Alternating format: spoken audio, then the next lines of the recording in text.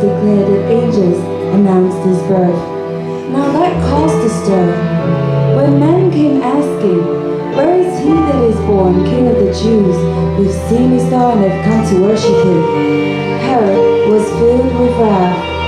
The baby's now a man, teaching a new doctrine with compassion and authority that the people are following him. The chief priests and elders are outraged. There's a mob at Taripato today. Happening in Pilate's home. On the porch I preach with an angry heart. In this man called Jesus, I can find no fault.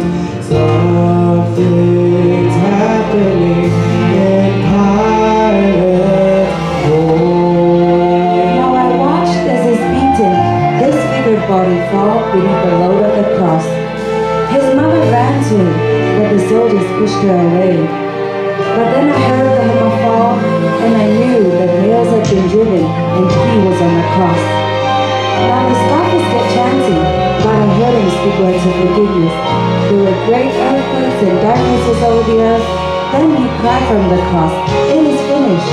We watched him die, but somewhere deep within my being, I know this is not over.